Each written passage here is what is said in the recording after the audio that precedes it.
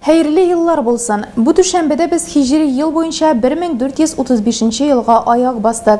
Müslümança yanga yıl başlanu izgi aylarının birisi Muharrem ayına to'g'ri keladi. Bugungi Jumga vaqasida söz әлеге aydağı көркем bayramlar турында барыр. Şu Muharrem ayı bizning hicri yılının birinchi ayı bulup tara. Şuna göre bu ayının faziletleri bek köp. Şunlarning eng birisi Ashura kuni. Ashura kuni ol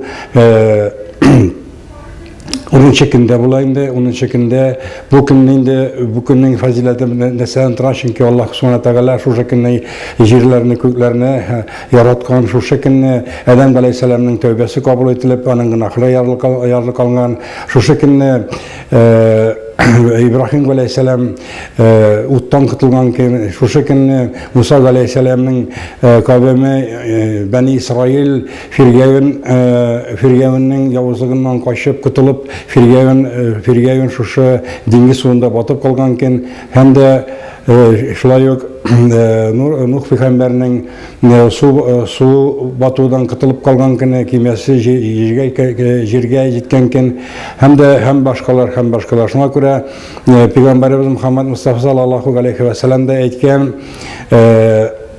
kim degan şu Ashura kunini uroza tutayken onun savabı bek köp hem faziletli degan.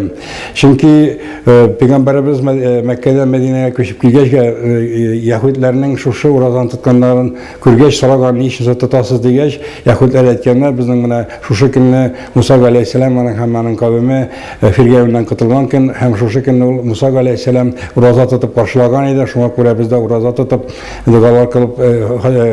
gıdıgalar kılıp bu kunni o'tkazamiz degach Peygamberimiz o'zining sahobalarına aytgan bu bek yaxshi odat, bek yaxshi uroza. Ramazan ayının urozasından so'ng bu eng faziletli, eng kerakli, eng savobli uroza deb aytgach, lekin Yahudilardan ayirmalı bo'larak biz buni ikki kun tutashakmiz, ya'ni 9-10 Muharramda yoki 10-11 Muharram kunida deb aytgan. Endi shulay yo'q Peygamberimiz aytgan eng yaxshi urozalarning birisi mana shu Ashura kunining urozasi deb o'zining sahobalarına aytib qoldirgan. Biz de endi bu kunni uroza tutib onu uroza tutib bu Ashura kunini qarşılab duoda bo'lik, zikrda bo'lik, namozlarda bo'lik, hem de o'zimizning tuganlarimizni, bolalarimizni siylab, o'zimizning yaqinlarimizni siylab, hem de o'zimizning ko'rshlarimiz bilan mugallamani yaxshirtib, o'zimizning avuldoshlarimiz, rayondoshlarimiz bilan mugallamani yaxshirtib, shu kunlarni savob yeyib qolishga bizga bek tirishishga kerak.